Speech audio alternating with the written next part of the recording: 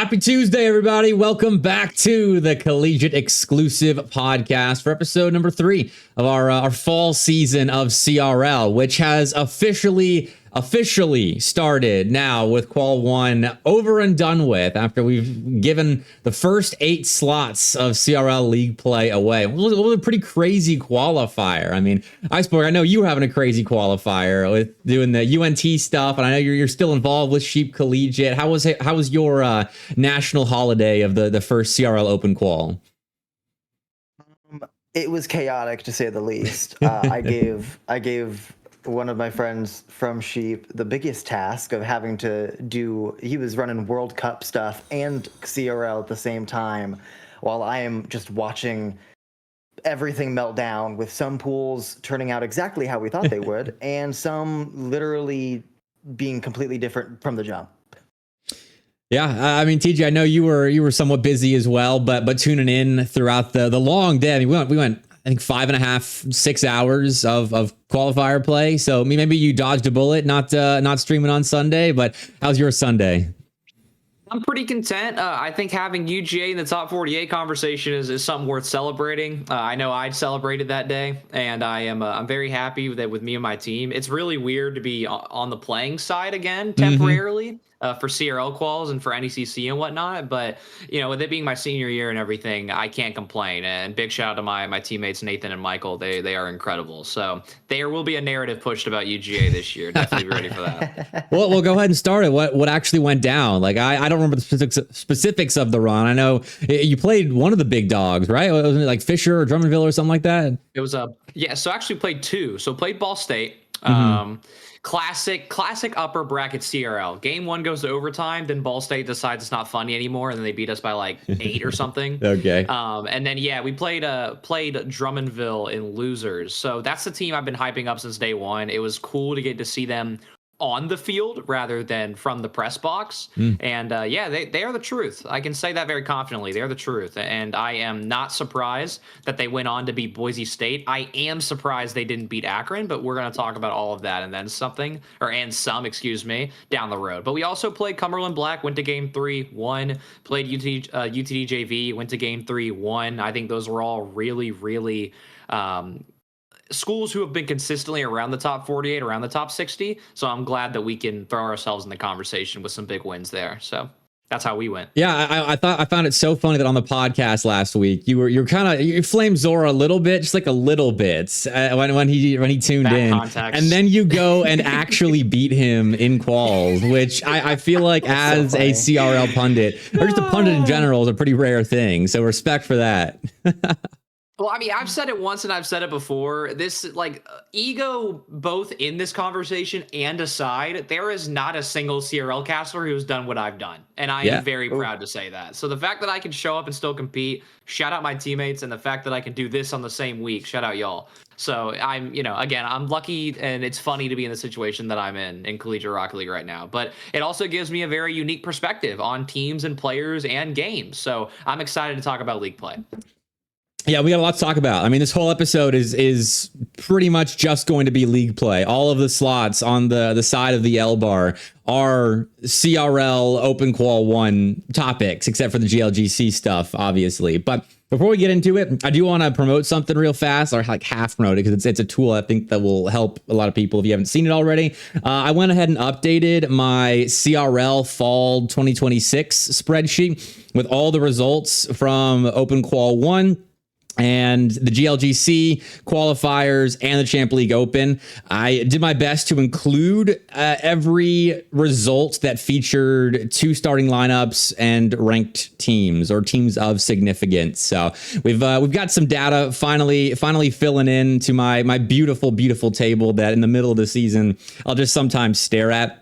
So you got all the overall record stuff versus the top 8, top 16, whatever, which is a little wonky right now because the top the rankings is based off of my preseason poll. So obviously a few inaccuracies that will make the numbers a little bit weird in places. And I apologize for the inverted colors for dark mode. But if you're interested in checking out the spreadsheet, I'm going to post it in Twitch chat. And Slayer, it actually didn't take too long. I found a system because StartGG has has an open API where you can actually pull data pretty easily as long as you have the bracket code that each pool in a tournament has. So not too long, and I already had this built from last season, so we're rocking with the data. So that's in Twitch chat if anyone wants to see it. But we got our top 8 teams, and this is your graphic, Iceborg, that I'm about to show on screen. So I'll let you start, but your LCU boys, they went and made the run to league play. How you feeling about that?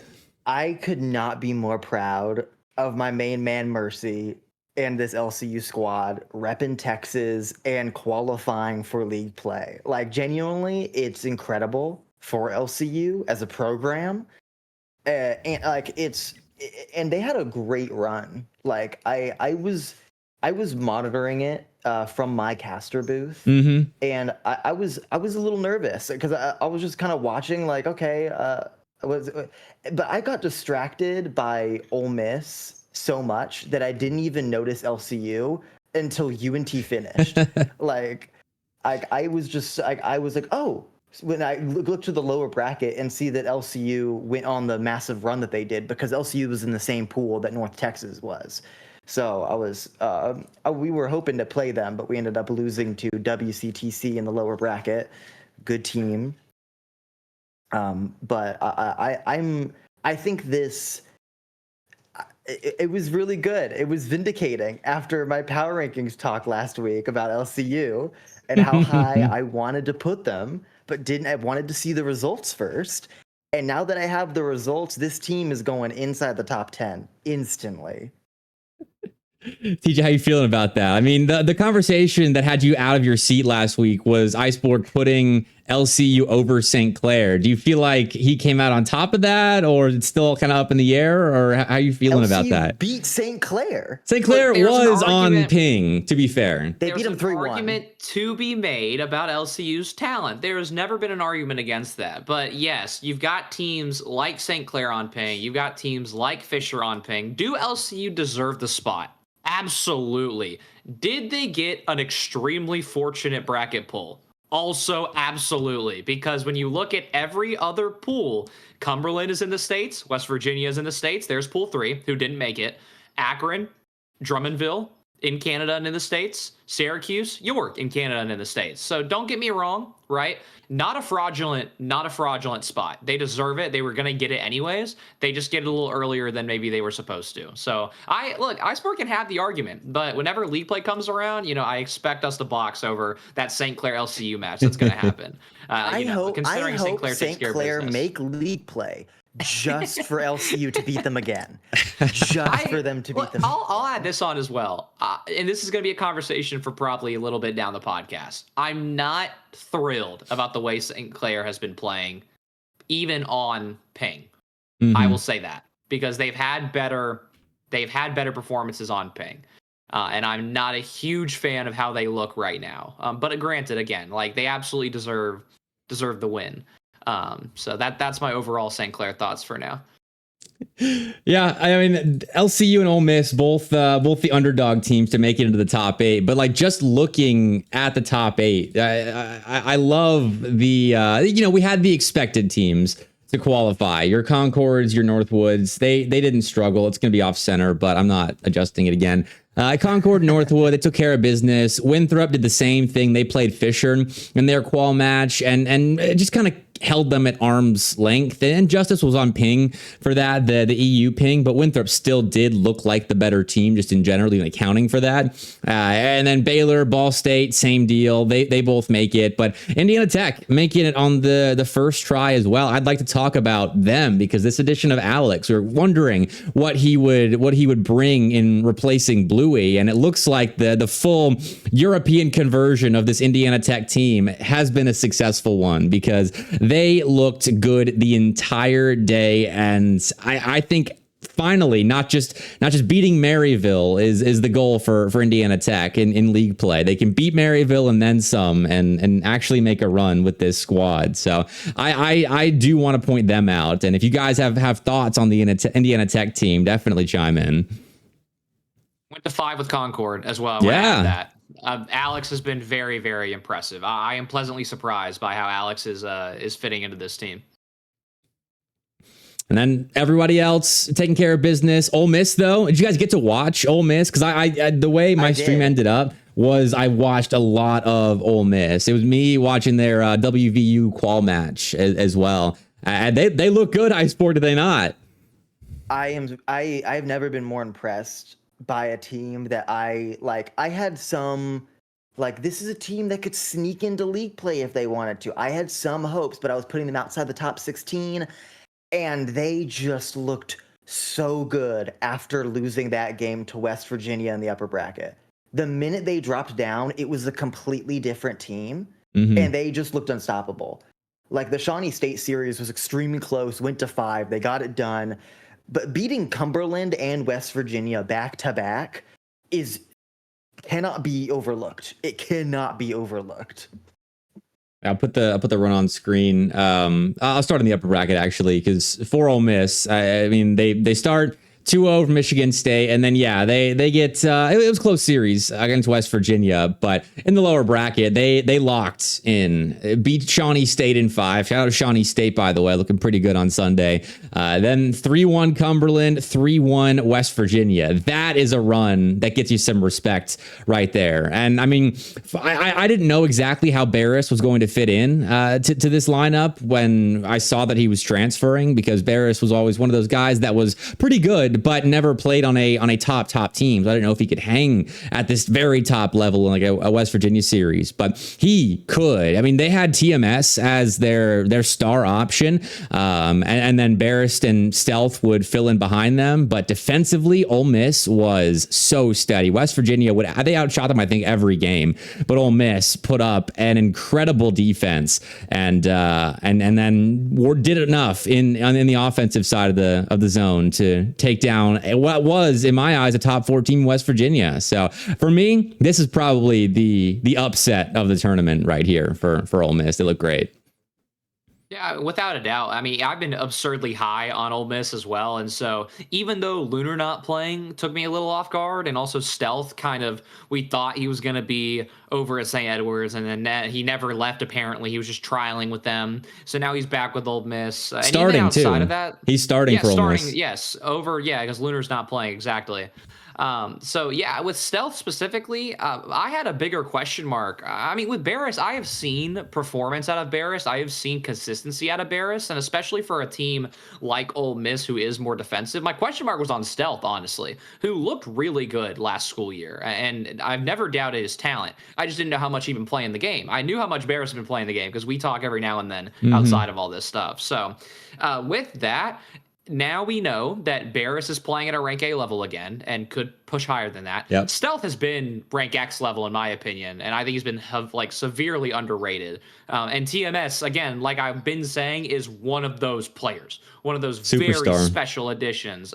Again, a worldwide superstar, not just a player this is going to sound bad, I don't mean it like this, not like a regional superstar like a Cosmic or a Gyro. We're talking about somebody who has gone internationally and done the whole thing and is even competing in things like the Esports World Cup.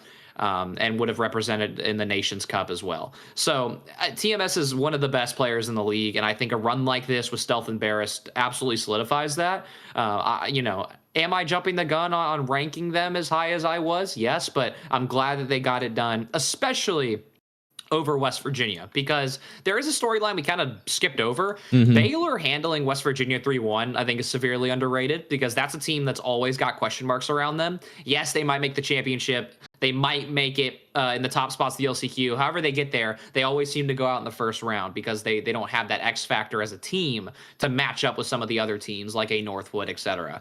Handling a team like West Virginia, who has been very hyped up this season, I am very, very happy with that. And for them to get it through uppers, I think if they will just lock in on the best of fives, I think that league play is going to be very, very favorable for them. But again, I'm severely proud of Ole Miss and how they did. And again, another storyline to add on to the conversation as well. I have been saying this since day one. there is some very, very big red flags out of the West Virginia camp with the way they've handled their roster. And I don't want to say that this is the exact result of that, because that's not fair to the team. But something tells me that there's bigger issues in West Virginia right now. And one of them is Concord. The other one is whatever's going on in Morgantown. Blue reminded me in Twitch chat that they subbed Gyro out when they went down 0-2 against Ole Miss. And I had forgotten about that. And that was the case in the Champ League Open as well for West Virginia. They were playing with all 4 members and subbing mid-series. And so I'm with you. I don't know what the game plan is for WVU, but that first qualifier, hopefully for their sake, was just a fluke, and they can get into league play and sort it out with a bit of a wider time frame. But yeah, I mean, good on Baylor for beating them. But then, you dropped on the lower bracket, lose to Ole Miss. That is a little worrying for WVU, but not the end of the world yet. But for the teams that were kind of expected to qualify, I mean, the upper bracket qualing teams were Baylor, Concord, Northwood, and Winthrop. Do we have anything to say about them, really? Because they all kind of looked the part. Yeah, Concord went to a game 5, but they're all winning the series they're supposed to. I got nothing to add. I think Concord going to 5 with Indiana Tech says more about Indiana Tech than it says about Concord. Yeah. I don't... I think and it only moves the needle like a little bit, like a tiny bit. Like Alex is an X factor. I think that's about all I get out of that. Yeah, I'm sorry. The difference between 1 and 3, the 1 and 3 being Maryville, Concord, and Northwood, I don't have any changes at all in how I feel about those top 3. I just think Concord made it, and Indiana Tech looked great. That's cool. And they still made it anyway, so awesome. So the teams that were used to doing well did well for the most part, and that's the story there. So let's talk about now not just Ole Miss, not just LCU, but Drummondville as well. I think really impressed everyone because they were seeded 18th overall, and let me find their bracket. I will put it up on screen. They had to get through somehow UGA and DJTJ in the lower bracket, which I mean they off the back of a good win against Cumberland Black. That's a scary UGA team, TJ. But then Drummondville, they somehow beat you guys and then beat Charlotte, 3-0 Boise State, and then go to 5 with Akron. So, I mean, you played them on the field. What specifically about this team did you see with the individuals? Because I thought Nebra and Snow were washed, but apparently not. No, absolutely not. I will say this. Snow incredible. Looks incredible. I will say the player I was the most impressed with was actually Pyrex. Easily, I was the most impressed with Pyrex. Nebra has definitely been playing a veteran role on the pitch for them, similar to probably how Barris is playing with Ole Miss, and there's nothing wrong with that because they make it work for them. Now, the difference between obviously Ole Miss and Drummondville is that you're still missing that really, really high, that rank X type of guy who can win you series against some of these other teams. Now, for example, the win over Boise State, I was absolutely shocked when I saw that roll through. But then I was just as equally shocked when I saw the loss to Akron, because it makes zero sense to me how you can beat Boise State, but then you could not beat Akron. Now, y'all might need to help me out here because actually, I take that back. 5UP did not play. I forgot that was already confirmed. Yep. He did not play in CRL quals. So I am quite confused as to how Akron Blue got out of that one with a win, but it going to game 5 isn't a shock, and I don't think either one of them stood a chance against Ball State. They looked pretty good on the day as well. I watched game 5 of that Akron series. Sorry, Iceborg, but I wanted to chime in on the topic of that Akron win. And we tuned in for game 5. Patty was streaming with live comms as well.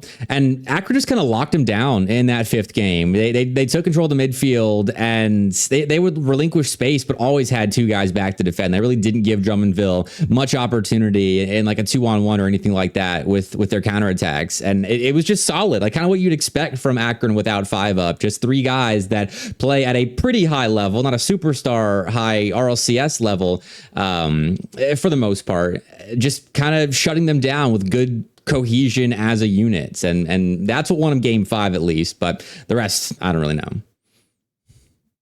Yeah, I think it's very hard to beat a team twice, and we don't see the upper bracket. Akron Blue actually beat Drummondville in the upper bracket as well. So I think it's very difficult to beat a team twice in the same tournament. just because they learn your play style, they can go back to the lab for several hours of CRL qual later and know how to beat you, and they still won in Game 5. I think that's a really good sign for this Akron Blue roster. I don't think this Akron Blue roster, they could make league play. I would love to see them Akron in league play. But obviously Ball State was just the better team in the qual game. Yeah.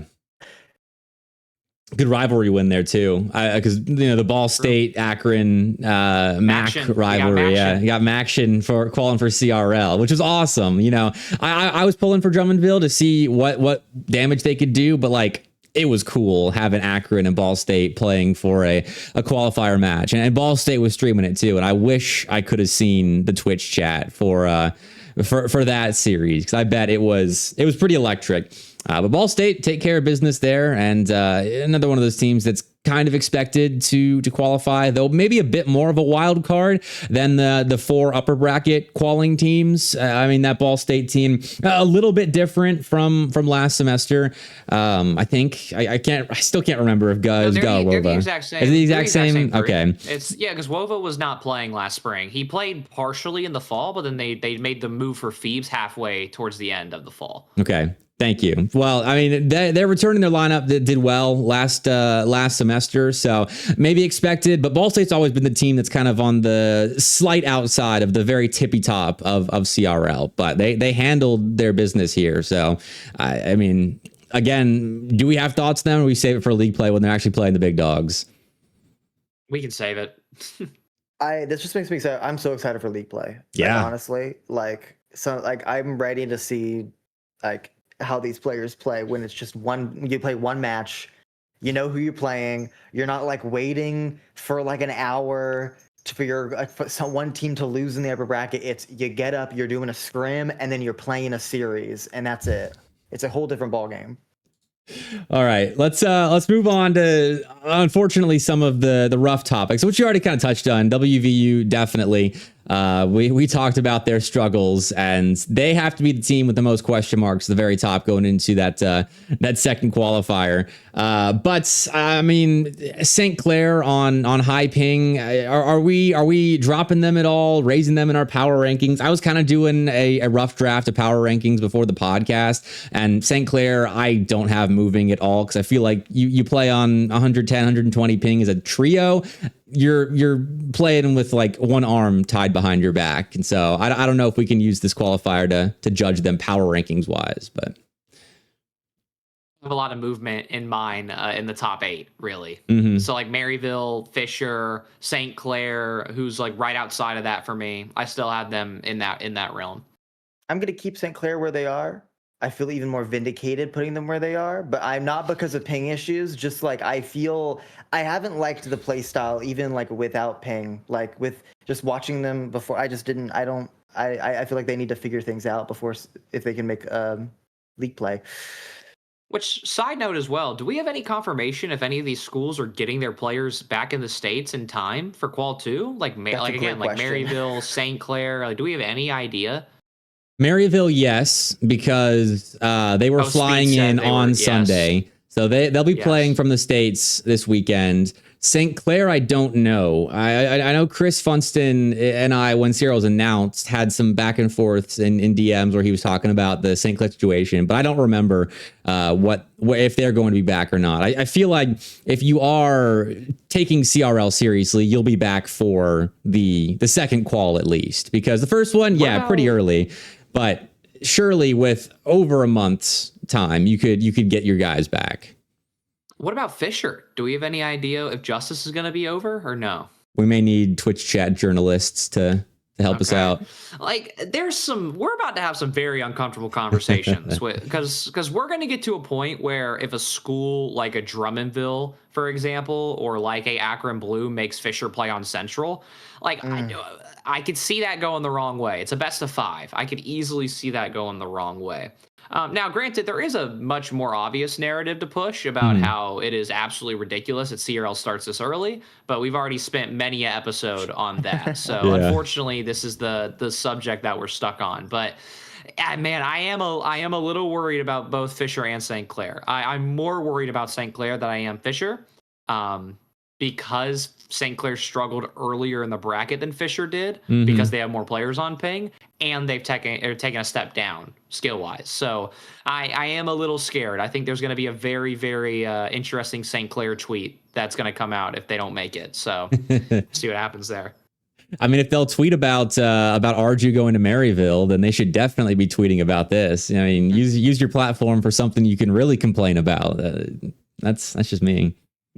Well, I mean, I don't know if we're in a state of CRL where we can induce change because this is the second year that this has happened. But one can dream. One can dream they'll listen to the community leads in the whole space of CRL. But again, that's another podcast episode in itself. Yeah, we don't have time for that tonight.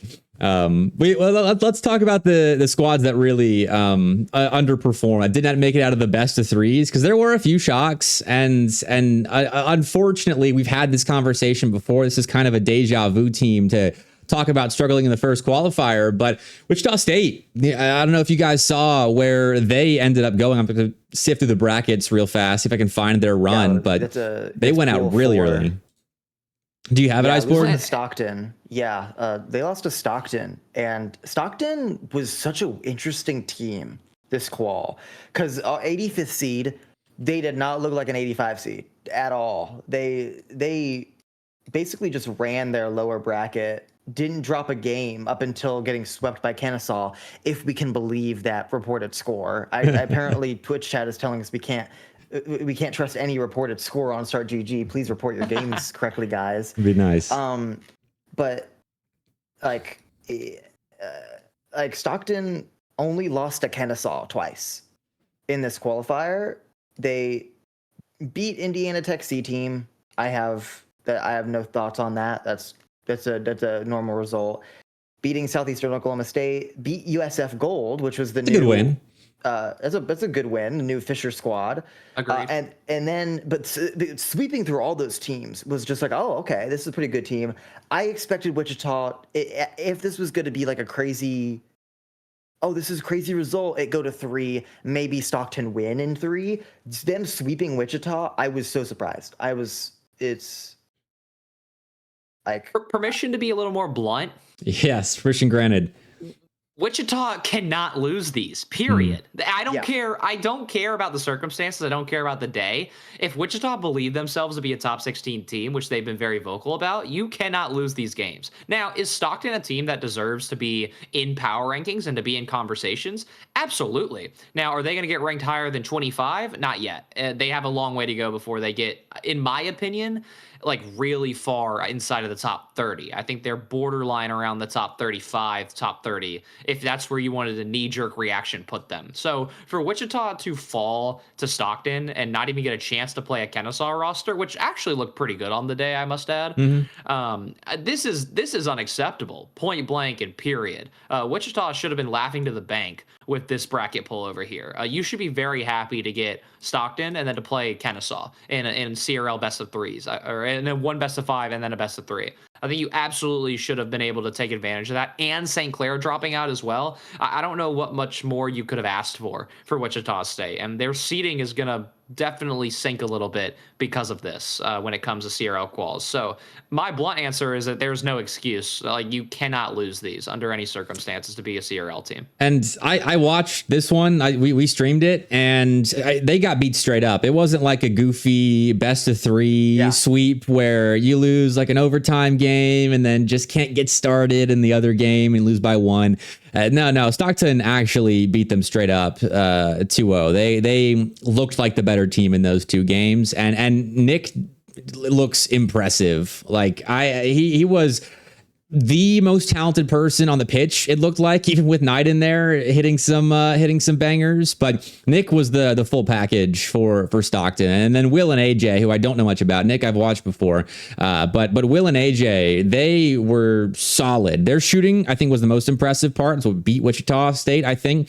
Stockton made the most of all of their opportunities, it felt like, and Wichita State just couldn't get anything going on the other side of the pitch. So I Stockton, I mean, yeah, I think knee-jerk, they should be up close to the top 32 looking like this, because they've got a talented team, and just looking at the players and their ranks and all that, so they're a team that should be should be knocking on the door of top 32 maybe, but around that number 40 mark. But yeah, rough day for Wichita State, and this has happened before. It's happened. They lost to, it was like Oklahoma and then some other random team in the first qualifier last year. I feel like the writing should have been on the wall with. It's such a hot and cold. What did we talk about, DJ? Last podcast episode, we literally talked about that if Wichita wanted to make a run, they had to be consistent. Consistency was key for this roster. They go to 3, they nearly beat LCU Blue in the upper bracket, and then immediately go to 3 with Michigan State White in the lower bracket. The inconsistency was it was glaring for this roster, this qual.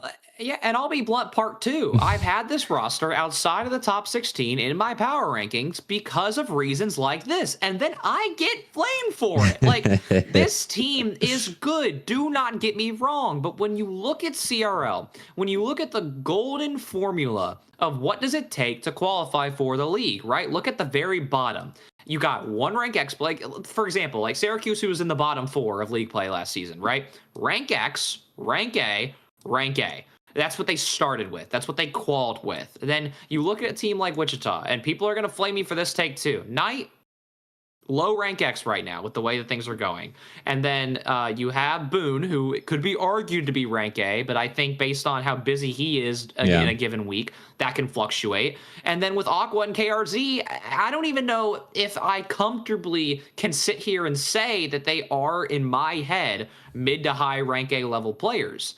I don't know if that's something that I can sit here in this podcast and agree with. So Wichita doesn't have the natural formula to make CRL, which means that they have to have it within themselves to find the heart to win these games and to plan for these games. And again, they're a team who has no choice, but your best of 3s need to be perfect because, again, if you're trying to make CRL and the team that you have, but then again, you cannot lose these games. So I've been low on them for that specific reason on the data end, but I'm going to go the extra mile. I don't know how much heart they have in these games because I have to see it again. Now, it came out when it needed to for CRL qualifiers last school year. I'll give them that, but that, in my opinion, was the one glaring success story for Wichita State all last school year.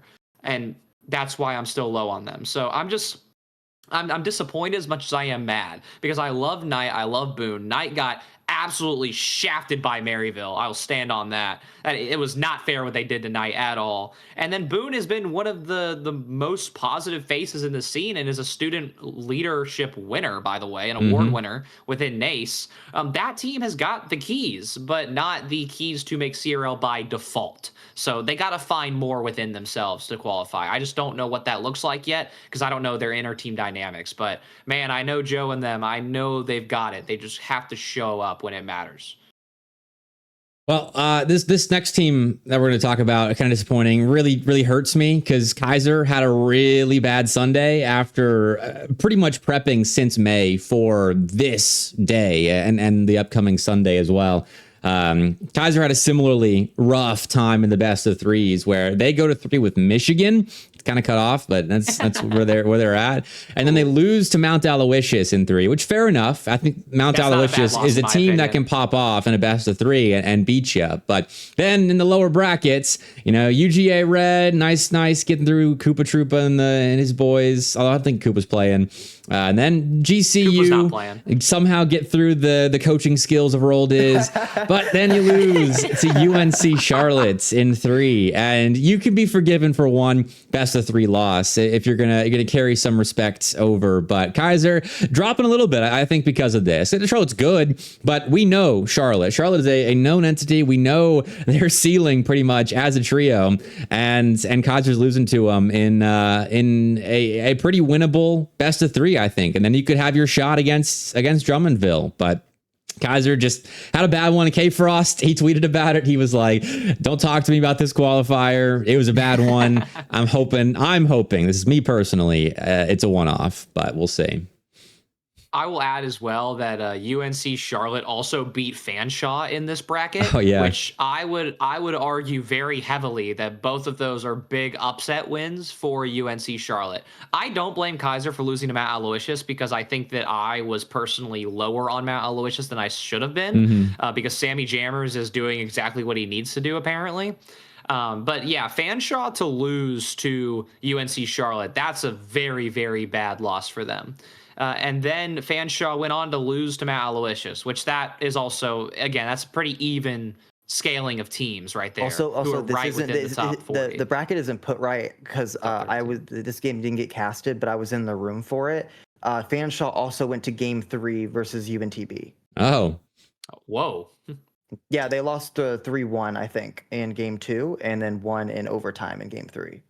Whoa. Texas. Okay, so maybe a bad day in the office for both Kaiser and Fanshawe then, because that's rough. and it is the starting three too. So I don't know what went on with Fuel. Is Landon squad is also the first time they've ever played together, and they were on fire. I love these guys to death. These are all newcomers to North Texas. One's a KBM player. I'm loving these guys. So I have high hopes for the fresh talent at North Texas right now. But you know. So maybe we give Fanshawe the pass then. I mean, they sleeper at UNTV team that they're playing close. But Landon in chat saying Fanshawe's got two 2300s. Which is true. That is true. So yes, they cannot be losing these. Yeah. I don't know what's going on with Fanshawe. Another team that maybe should be top 32 for sure. They were seeded top 32 here with accounting for Maryville. They'd be in the top 32. But still getting upset in your first open qualifier after already having a good semester. This is one of those teams that looked good in the spring. I think they made one change with Stitch, which on paper is an upgrade from what I've been told. And you can't build on your good spring semester, at least so far. So, open qualifier 1, it's early. So maybe we can forgive some of these teams for having a bad open qual 1, but you're being put on watch in terms of the expectations for you and how we shift them. But as far as teams that had bad days, like really bad days, I think Kaiser Wichita State may take the S tier on that tier list. Do we have any more squads that come to mind in terms of bad days just in general? Well, it's a bad day, good day. Bad day, good day. Good day for someone. Really bad day for these two teams. BPCU and Davenport. Davenport played with a sub, for the record. It doesn't matter if you're with a sub. That Davenport roster, I feel like, should be doing much better than losing to Cleveland State in the upper bracket. Oh, hold on now. Hold on. Let's go see Cleveland State. Hold on. If we're going player for player, bar for bar, Bolte and Para and Cleveland State are only within maybe 100 to a 50 MMR of one another. So I think that the previous history of that roster, I think that throws off the narrative in a very heavy fashion. Cleveland State is the truth. And Cleveland State was rated way too low. Mount Aloysius was rated way too low.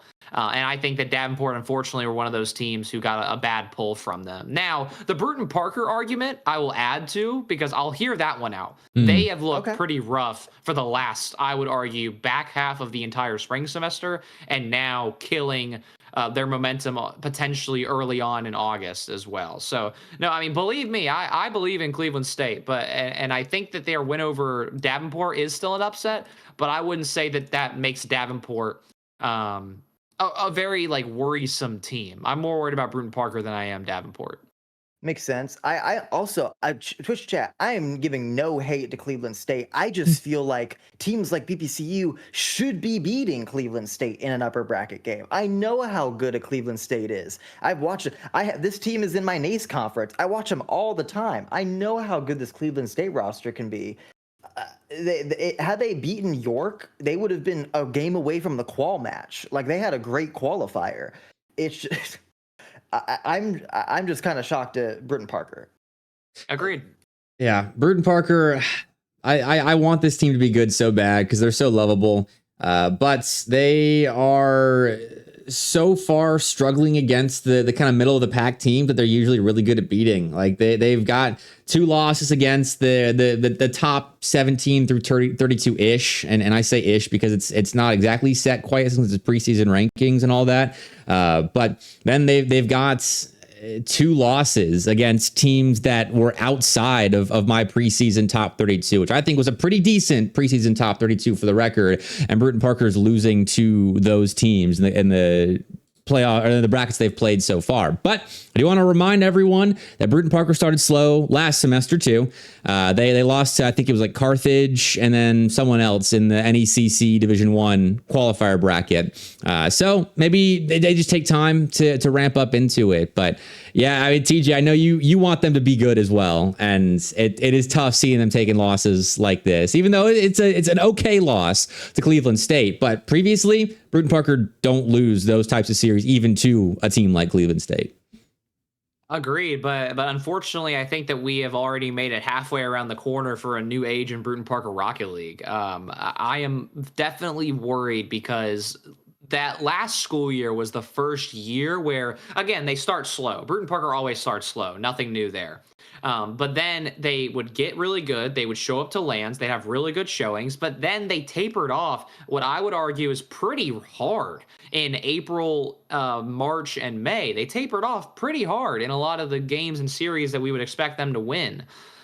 So I'm still worried about that team because it seems like that even over the summer, they weren't able to fix whatever it is maybe going on. And I'll say this as well, from a business perspective, I think bringing in Cass did not have the effect that Bruton Parker was expecting. It did bring them up a step, but it didn't bring them up, I think, as far as they were hoping for. And so also not to mention that you make a roster move by now bringing Manny back into the A team, which they originally had him off the A team for Antics. I think now we're starting to see the long-term effects of why Antics got that spot over Manny. Not to say that Manny's the problem, because I know for a fact Manny is not the problem. I know what they have going on as a team issue. I just don't know what that entails specifically. If I had to put my money on it, it's definitely a play style thing. They probably are playing way too quick right now based off the 2.5 years that we've been casting them together.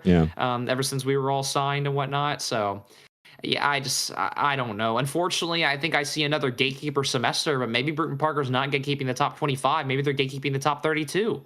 I don't know. I didn't want to say it. That we're going to talk about another semester of another gatekeeper Bruton Parker squad, but it just, I need to see some really good things from this QUAL 2, or we're going to have a lot of worrisome conversations about the future of anything Bruton Parker.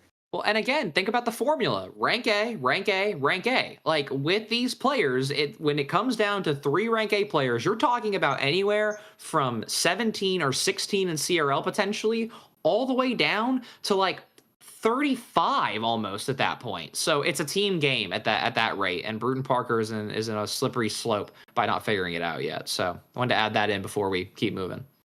I mean, we're talking about teams that we'd be talking about in this segment anyway, like your Cleveland States and your Stocktons as well, the squads that I think gained a lot of respect this open qualifier. And I'm curious, given the upset wins and teams that were off the radar that jumped onto the radar, you guys can like give a thumbs up or a thumbs down for these teams that you would maybe put in your top 32 now. Just like gut reaction for these teams, thumbs up or thumbs down if you would have them as a top 32 team. We're going to start with Stockton.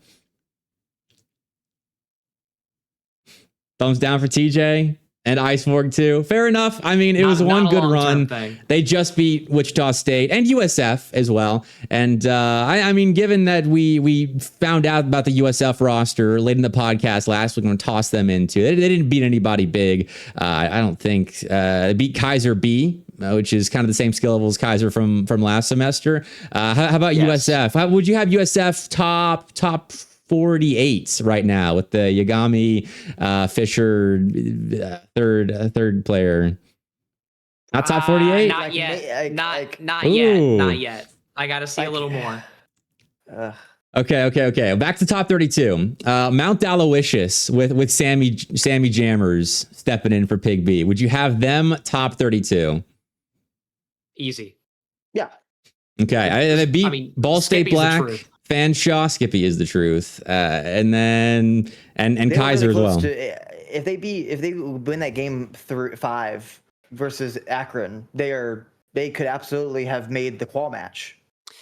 I want to throw an asterisk as well. All right, because with Mount Aloysius, this format favors them heavily. Because when they're in losers and you've got the rank X player of Doom, which is Skippy, and that's a compliment, by the way. Like, he is the storm whenever you need it the most. He's the rainfall when you need it the most. Like, he is single-handedly a player who can 1v3 the majority of CRL. We have seen it many a times over the last school year. So this format, best of threes, that is heavy Skippy favored. So yes, they are a top 32 team, but grain of salt right now. BK saying that BSU Black team let Skippy single-handedly beat them. That makes sense. I mean, if you're not completely set as a trio quite yet, Skippy will tear you apart. He can 1v3. Mount Aloysius have a good one. I'm so impressed that they're still at this level even after losing Pigby. I really thought they were gonna take some time to rebuild, but nope, they are still here. And next team, I'm gonna set the parameter as top 20. Would you have this team as a top 20 team? York. Ooh, oh, come on. No, okay. How about top 24? York. They were seeded 25th. I think it's too early.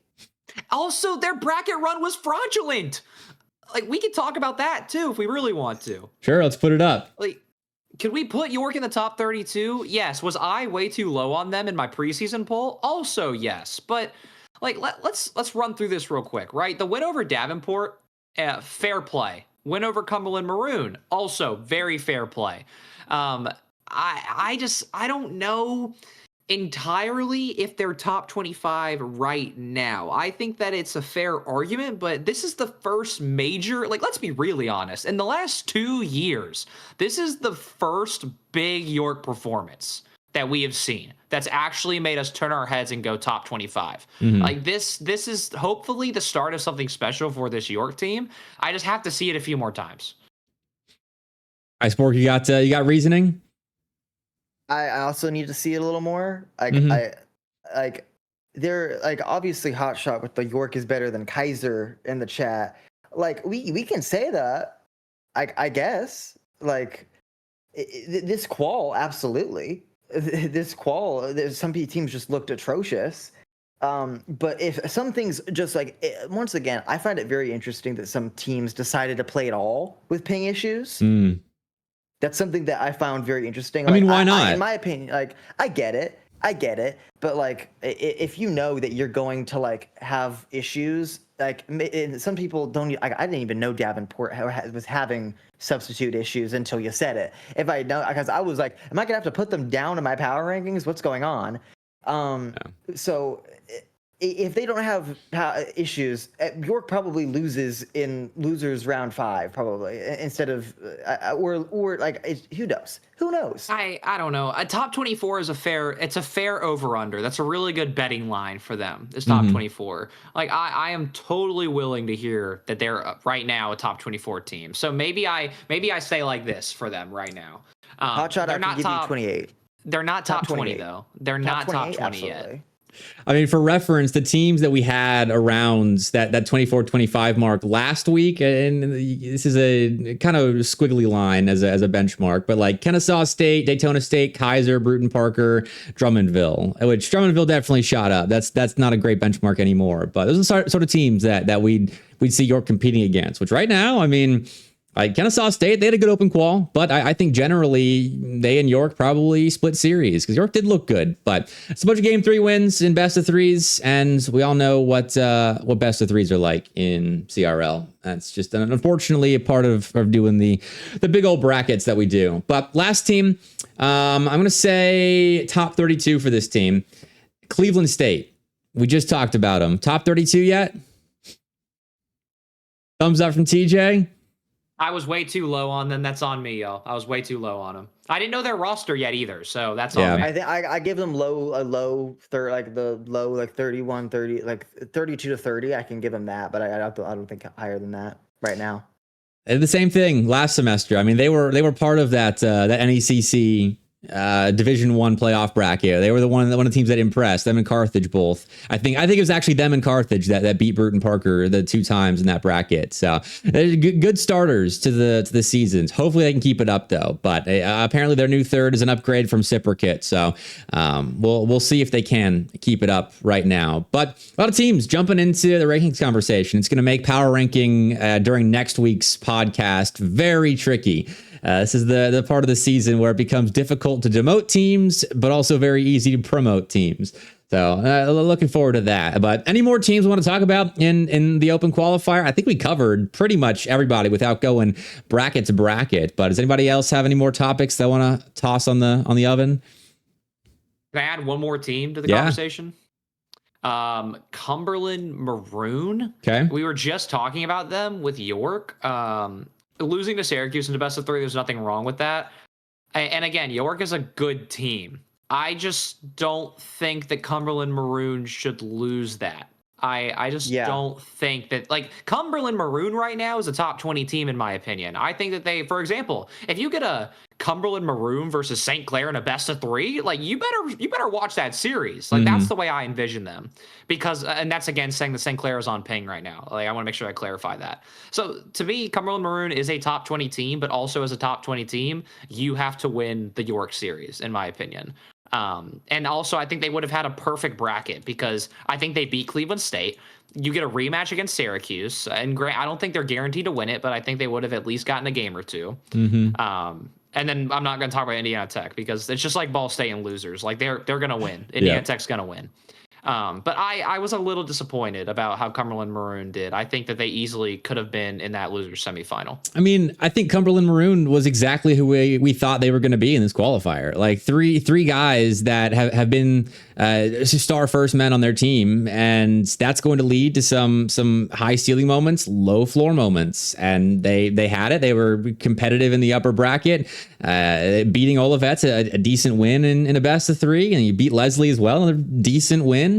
And then, you lose a best of 3. It's maybe a bit of a coin flip. And I don't think my opinion changes on Cumberland Maroon, quite honestly. I think they could be a team that I see going out in that same spot next week. I could also see them as a team that maybe is playing in the series before a qual match. I think that's kind of where they're at right now. But they're going to be scary in opens, I think is where I'm going to place this Cumberland Maroon team. They just need time. Great. All right. Anyone else to toss out into the ether of CRL before we move on? I don't think there's anyone else. I'm really excited for Qual 2. I want to see number one, if teams that lost early learn from their mistakes in Qual 1 and get their act together, and the teams that were on paying, if they're not on paying Qual 2, how they're going to do. Because God forbid CRL seeders somehow mess it up and give these teams that lost on high ping lower seeds. Oh my God! Don't say it. Because they don't know that, and somehow the brackets get even more messed up. Because I could, as much as I don't want to curse that energy into the world, I can 100% see that and see a best of 3 between 2 teams that could make CRL in the lower bracket. You think we won't see a team like West Virginia, Cumberland, and St. Clair in the same bracket? I guarantee you CRL does something crazy. Like I would put a lot of money on if that. All 3 teams were in that bracket, I would be so mad, mainly because that means there's going to be a bracket that some team that's like an AAA squad could absolutely make it through the lower bracket. Well, here's another good question. I don't know. Who would you seed as the top seed? Oh wait, Maryville, obviously. Okay, behind Maryville. Behind Maryville, who would you seed as the top seed in Qual 2? Would you put West Virginia there, or would you have Fisher. Syracuse? Fisher's there as well. Yeah, by a mile, it goes Fisher, and then put West Virginia. Okay. What about if St. Clair's on all in the States, or not in the States, but you know what I mean? Canada. Maryville. Who was the other team we just talked about? Fisher. Okay, Maryville, Fisher, West Virginia, St. Clair. No Syracuse above St. Clair? You got St. Clair above them? I'm not there yet. Cumberland over St. Clair? I'm not there yet either. Really? So many good teams left. St. Clair was in the States or in Canada, for my chat and grammar police. Hot shot with the big. He has Syracuse and Cumberland over St. Clair. God, guys, like, oh my God, we're still talking about St. Clair. Like, they haven't fallen off that hard. If they don't make CRL, then I'll jump ship. Okay. I'll fully jump. I'm interested in this because you are on the plank and everyone is chanting at you to jump in. Yes, exactly that. Yes, but I will ride with St. Clair for at least another week and see what happens. I've got a one team that's playing in the next qual that's like a Southern boy bias team that I want to show off, but the University of Alabama Birmingham, or UAB, they have an actual backed esports program now. And TJ, I don't know if you remember these two guys from the high school scene, the Calera, the second best team in Bama for a while. So Blake and Bama, they were coached in high school by the director now of UAB. So they've got a little Calera High School reunion going on at UAB. So this is a team, I don't think they're going to make any crazy runs. This is honestly me just talking about them because we've worked Alabama high school LANs before. But in a couple years, I think UAB might be a team that you want to look out for, because they are realistically, the level of funding they're at is like right up there with Huntingdon in terms of Alabama Rocket League, which Huntingdon was a top 48 kind of contender last year when they had that good team with Silas and Craig and shoot, he's gonna kill me, but sorry, I can never remember three players on a roster. I get two and leave the last one off, but just wanna throw that out there because it's pretty cool. But that's all I got. Yeah, TJ. One more Southeastern team worth mentioning. You don't have to pull up their bracket, but South Carolina. Okay. South Carolina is still going to be a threat. Like, again, like I was saying last episode, NECC Division II banger. Yeah. Well, let's talk about South Carolina. Like seriously, South Carolina had a very impressive run. They took some games off some good teams. I was pleasantly surprised. Also, we ran into them in rank right before we started quals. So shout out St. Clair for the warm up. Because UGA Red had to play around before us. So shout out to St. Clair. I have to make sure I give them their graces because they also had a pretty good run, top 48. All right, well, we still got more brackets to talk about. The GLGC LAN qualifiers happened last week, and I streamed the first one, so we can run through it, but I know the second one got crazy. I can't believe these qualifiers. Yes, I feel really bad, but I feel really good. I honestly thought I cooked with seeding in Qual 1. I honestly really thought I did. And then LCU White did what they did. Which I'll wait until, there we go. All right, bracket time. So I will add one thing for conversation. In the qual match, in uppers, Michigan State gets the game 5 with LCU, and I watch, as I'm TOing, with pizza in my hand, I watch a full disconnect from Mavinho. Yeah. A full disconnect. In game 5. And then within a minute after that, or within like 2-3 minutes after that, I get a text from Moorview and he's like, yeah, so we're done. Like, we're out. We have internet issues. Then I'm like, oh, okay, what about losers? They said, no, we are out, like out completely. So this was a huge shock turn in the qualifier. And I think that right there set up the issue for the rest of the night, because I'll be honest, like Northwood, St. Clair, Indiana Tech, I did my part there. I did a good job with that. But Akron Blue falling to LCU White was not on my bingo card. And then LCU White going to 5 with Michigan State, not on my bingo card. So I'm glad they qualified.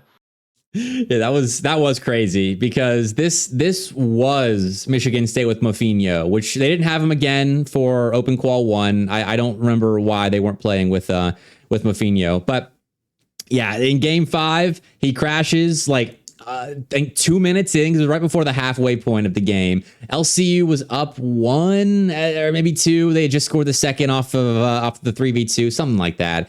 And then Morphew's just like, yeah, we're forfeiting. Morphew's not gonna be able to come back, or not. Muffinho's not gonna be able to come back. He lost power, and that's just that. And so LCU White, I mean, beating Akron is I think a win by itself that could be like, okay, they're worthy of qualifying. So even with the up in the air finished that series, LCU White still looked like a team that was going to qualify in the lower bracket bare minimum if they didn't close out the game 5 that they were already leading against Michigan State. So LCU White, another kind of polarizing team, and we didn't talk about them in the CRL quals, but they did sort of similar to what this LCU team used to do. Like, it's Snapalicious now, so I know you're a little biased, Iceborg, but Schmacked and Aserium as a duo, this was a team that would never actually realize their potential on the last LCU teams. And Snapalicious, I mean, they had a good qual here, and then you go to CR Open Qual 1 and you don't take care of business. But they're playing on LAN, so that's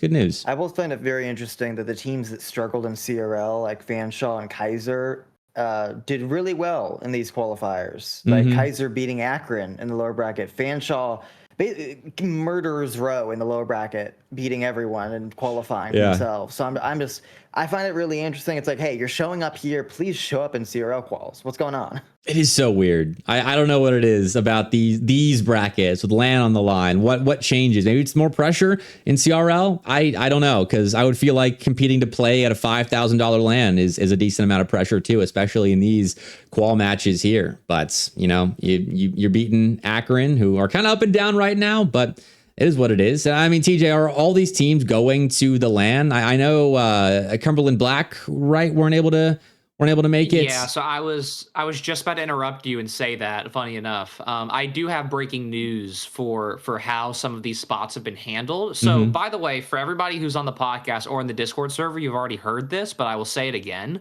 The rules on if a team drops out is that the team with the next highest placement in both quals, the team with the highest placement period on average is what gets you the next invite. And if you compete in both quals, then you get a bonus. Like, for example, if you are tied with like Michigan State, who's in the qual match and losers, and let's say your school made it into the qual match in both the first qual and this qual, then you would have gotten the invite over Michigan State, which is what happened with Kaiser.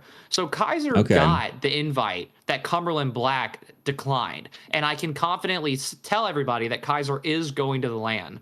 I can also tell you that there was another school that dropped, and that was, I'll have to double check. It was Florida, who qualified in Qualifier 2, and that spot has been offered to Michigan State. Okay. So Michigan State has been invited to the LAN. And I don't even mind saying this. The next team up by statistics is Indiana Tech White. So you are praying to God, if you're an Indiana Tech White fan, that one of the schools drops out. But that's all the little breaking news I have for the podcast's sake. So is most every other team going? Because I mean, we got some unexpected quals, I think, in this second bracket. Like LCU, fine, yeah. Akron Blue, fine, yeah. But then Leslie, as the 15 seed here, they beat Mount Aloysius and then beat an Indiana Tech White team that was going on a little run there. And then UTK come out of nowhere, Kung and the boys. I think is that Kung, Shaka, and Tyler for this one? And Taibu. Yes, it was. So still a good team, but like UTK resurrected for their LAN team. I mean, they don't play CRL, they don't play other leagues at a high level, but they show up for a LAN qualifier like this, and boy did they show up, beating Olivet and UT Dallas, which Olivet's kind of in a punching bag for teams that have been going on runs in whatever bracket Olivet's in. Yes, Tennessee got them, and then they beat UT Dallas in 5 here. So are we going to see them on LAN? Unfortunately, I don't know yet. If you want the full list of confirmed teams, I can go ahead and say it if we really want to talk about it. I mean, who we got confirmed? All right, Northwood, obviously, hometown, they're confirmed. They qualified through Qual 1 without an issue. Or sorry, Qual 1. And then LCU White is confirmed. Also, LCU is confirmed. Indiana Tech and Indiana Tech Black are both confirmed. Nice. Kaiser is confirmed. Fanshawe is confirmed, and Akron Blue and Gold and WCTC are all confirmed. Outside of that, the rest of the schools we don't know yet. I'm still waiting on responses from program leadership and directors. Tennessee is the one with the biggest question mark right now, because as a club program, it's very hard to get that funding. So they are searching for a sponsor, but also for Twitch chat reference as well. Michigan State has been invited, but they have not been they have not accepted yet. Also, yes, Slayer, that's a good point. My notes were wrong. Shawnee State is also confirmed. That's the last team that I did not have on my my notes. So there we go. Sweet. Okay. This is going to be good LAN. A solid top 32. This, I think, by my metrics, I forget exactly what my metrics were for like a major CRL LAN. Multi-$1,000 prize pool, I know, was one. I think half the field being in the top 32 is the other. And so this is definitely going to hit that benchmark. So excited for the GLGC LAN in Midland. But I mean, looking through Qual too, like WCTC getting a win over Kaiser. Again, Kaiser's coming up short. And unfortunately, it's going to drop them a little bit, I think, in the rankings next week, unless they rebound in Open Qual 2. Mount Aloysius beating Cleveland State. Another good win for the Mounties. Akron Gold stepping up and beating UT Dallas. So I think that kind of cements Akron Gold in my mind. It's a team we didn't talk much about in the CRL Qual because they didn't do a ton. But the Akron Gold team, I mean, they're building as a roster. I think they're going to take time too, just like Ball State Black. But I think this is a win that kind of defines them as one of those teams that's on the outside of the top 32, but definitely in contention if they go on a few big runs. UTD is a weird squad. I don't know what to think of them right now. I have no idea. I mean, I have some insider trading. Do go for it. What do you got? I spoke with Dalton after. I spoke with Dalton because him and T-Save have been very good friend. Nocturne as well. That's the GOAT. Very good friends of mine, and Zora as well, who was all represented that team last year at Boost on the Beach, and we got to spend a lot of very, very good quality time with MrBepic in a hotel room as well. That was a wonderful time. That sounds crazy, but you know what I mean. At Dave & Buster's too. Yeah. Oh, well, I'm not going to talk about Dave & Buster's. That was a long night for us. But what I will say is Dalton said that the team feels like, even though with the roster change, they are in a really good spot mentally, and they believe they have all the tools they need to qualify for events like this. So they're feeling the most confident I've seen them in a year or two, from what Dalton made it sound like. So I'm impressed, but I'm not overly shocked just yet.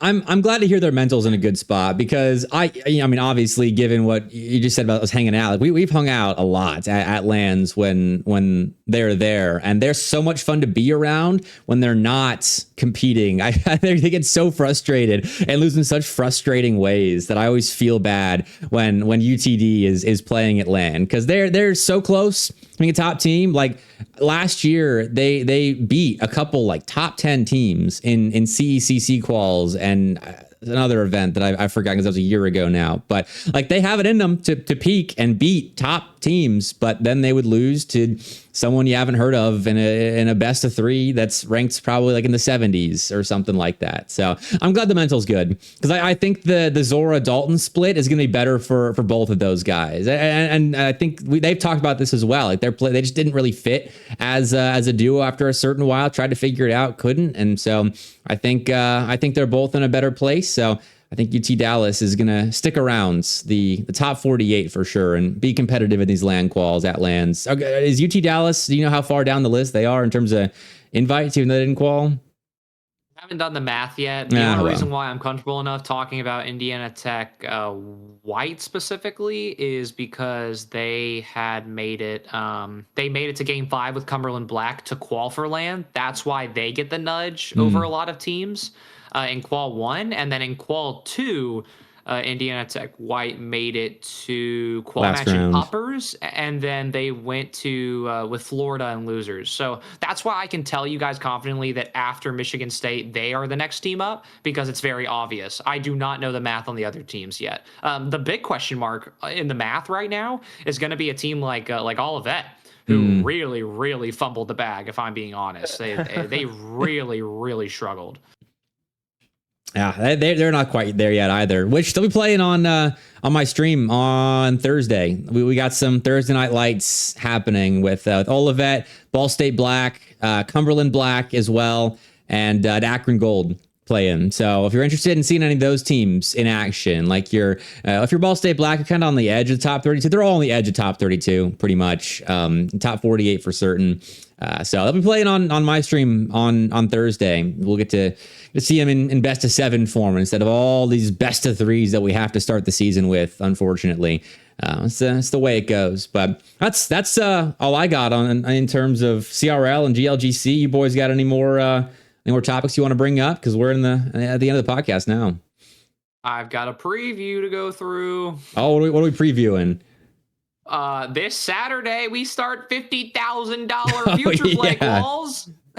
hold on, like unironically, one of the biggest qualifier events in CRL history.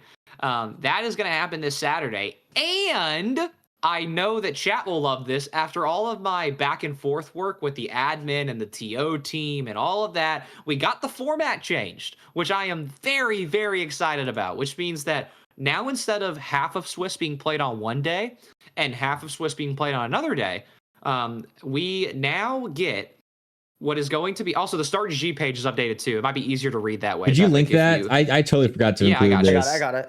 Wait. I got it. Okay, he's got it. Iceborg's already on it. Yeah, so it's easier to read on the Start GG, but I'll go ahead and start talking about it. So obviously registration was supposed to close on Monday. We decided we were going to extend it to Thursday because of our format changes. So that's Thursday night at midnight, by the way. So here's the format changes as Bepic is getting the Start GG pulled up. So instead of day one, which is August 29th, this Saturday, from being Swiss, it is now going to be 2 separate double elimination brackets, which we are very, very familiar with. And not only that, but because we are splitting it into 2 pools and we're going to have 16 teams qualify out of each pool, that means that for all qualifiers and for all matches, we will never, ever have a best of 3. Can I get an amen? Amen. Like, this right here is some of my greatest work as a TO. I'm going to be honest. No best of 3s. Every single match is best of 5s, and that's only for day 1. And then we get to day 2, which is going to be the next Saturday. That is September 5th. And that is going to be 2 separate Swiss stages going on at one time. I'm living in heaven for Collegiate Rocket League right now. So I am very, very happy with what we got to do. Shout out Garden State Esports. They have been backing me and got me involved in the process. They are the GOATs. Shout out Chris specifically. Garden State Esports has been the group that's been working with me to make these changes happen, and have been talking with the sponsors of the event to make sure this happens. So they are the GOATs, and I feel like I have done my due service for the entire school year by making this format a reality. I cannot wait to see all the streams. I cannot wait to be hosting the watch party this Saturday and next Saturday. I'll be like the official channel right now as it stands. I'm so excited. We're going to have so much fun. And I hope to see you guys as well. I hope to see all my community streamers in getting involved in this as well. So I can't wait. I'm so thrilled. Yeah, I'll be streaming. I think the for format's sure. so good. Mm-hmm. Only best of 5s is so exciting, especially with like, there's not like, we aren't talking like the 256 maximum teams. It's right now, I think there's 78 teams that have signed up, meaning it's about you got 2 pools of 39. And half the pool qualifies to day 2. That's exciting. You play like 1 or 2, like that's exciting. I'm super excited to see how anything turns out in these best of 5s. And we get double Swiss stage. Yeah. Oh my God. Like I am so geeked for this. I am so honored to be working the event. I also got some very, very fun news about if I will be at the event or not. I can't publicly say what I'm going to be doing at the event yet, but I will get to travel again this year. So that's now 3 big lands I have booked already to work. So I am very lucky, and I am very happy to get to work this event, and I cannot wait to watch you all on Saturday. Best of luck. I mean, we've got a $50,000 prize pool on LAN, and the qualifiers are maybe a better format than CRL qualifiers. Is this event a better event than CRL already? I mean, you gotta run it, but like, I mean, if we're just looking at this objectively here, prize pool, formats, LAN, kind of better than CRL. We're at a music festival, by the way. I must add, this is not just a LAN tournament. We're a part of a much larger event as well. This is a huge, huge music festival. Slayer was joking about seeing Lil Jon. Yes, Lil Jon will be there, for example. It's like seeing T-Pain at DreamHack in Atlanta a few years ago. So, yeah, we pulled out all the stops. Look at these teams, dude. I'm just excited because the fact that 12 teams from each Swiss pool make it means that you win 1 series and then pray that your game diff is good for like a lower like top seed team, and you can make it to a LAN. Like, I will add on that. That's a really good point you brought up game diff, because I want to add one very, very important thing about the new rules and the new changes. Whenever we get to Swiss stage. If you guys were reading carefully, normally when you play Swiss at a LAN, the top 8 out of a pool qualify because you go all the way to round 5. However, because we are going to be bringing 24 teams to LAN, it changes a little bit. We are going to have the top 12 from each Swiss stage make it to LAN, which means not only do you get the teams that go 3 and 2, and then also would be going 2 and 3, but that also means that we are going to get 2 of the teams that go 1 and 3. Oh, shoot. And the tiebreakers between not only those 3 teams in each pool, but also the seeding and the Swiss stage is for LAN seeding, which means that every single game is absurdly important because it will directly seed you for the LAN tournament, and it will be seeded across pools. And we have a very, very extensive rule set that has been explained, and it's already set up on the back end in StarGG as well. And I can explain that either tonight or another episode, but regardless, it has been very, very, very thought out. We have been grinding this out. I've pulled a few all-nighters over the weekend, and I will be pulling another one this Thursday because I will be seating all of you beautiful people before we get to Saturday, because I'll be out of town Friday with my fiance. So I got to take one break day during the week, and then I'm back. But no, seriously, I really think that we haven't missed a single thing in this tournament. I think we've really outdone ourselves. And again, shout out to Garden State, because I would not be doing this if they didn't believe in me.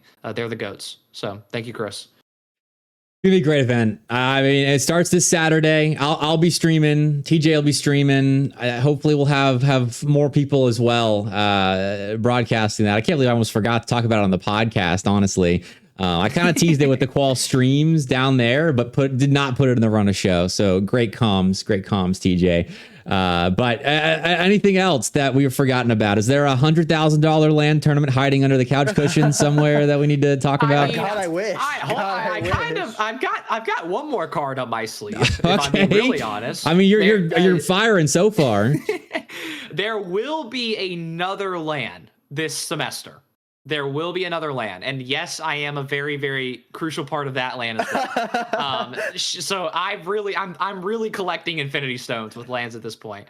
No, it's not DreamHack. I can clarify that. DreamHack will not happen this fall. That will happen most likely. It's not confirmed. That'll most likely happen in May again, but I don't have any word on that.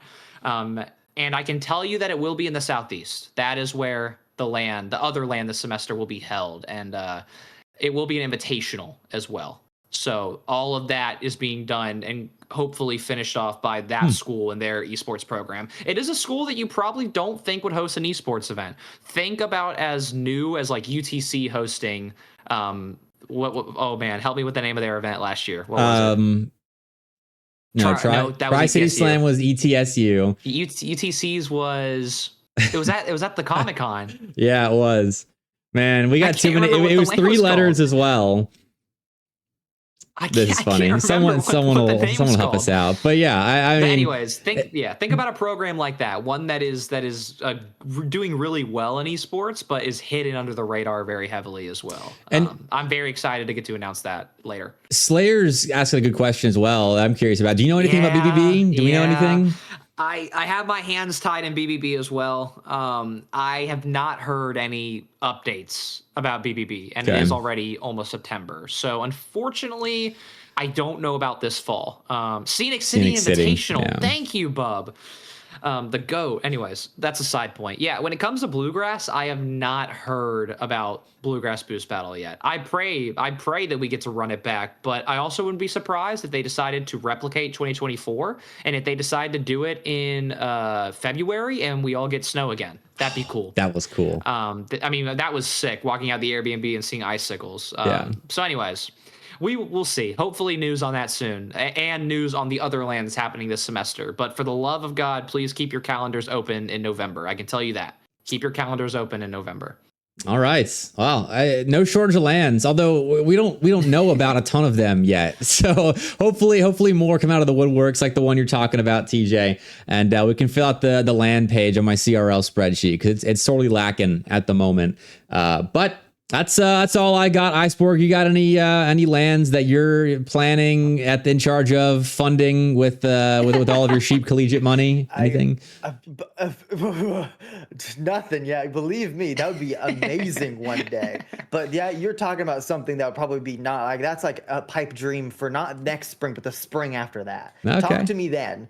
Talk to me then if I can bribe sheep, but I probably won't be able to. I'm just excited. We got the future play in the evening on Saturday, and then the morning of Sunday we got CRL. So that's gonna be. I'm gonna be interested in teams that play in both. Of like, how fatigued are you gonna be with Rocket League in 24 hours? So we start early. I mean, you had your whole summer. You should be plenty ready for a weekend like this. But it is gonna be a fun weekend. We got LAN qualifiers. We got CRL open qualifiers. We got anything you could ask for to have Collegiate Rocket League action in August. So appreciate all of you for tuning in, as always, to the Collegiate Exclusive Podcast. Marsha, I saw you ask it earlier if this will be up on Spotify tonight, and the answer is probably not. I've been having issues with the Twitch VOD export uploading directly to Spotify, so I have to convert it and then upload it. But we do get on Spotify eventually the next day. So follow us there. Follow us on Twitter. Follow Sheep Collegiate as well. The three of us. Just be following the podcast and CRL content in general. But everyone have a fantastic Tuesday. I'll see you Thursday for show matches and this weekend for CRL. But have a fantastic evening, everybody. We're headed out. Peace.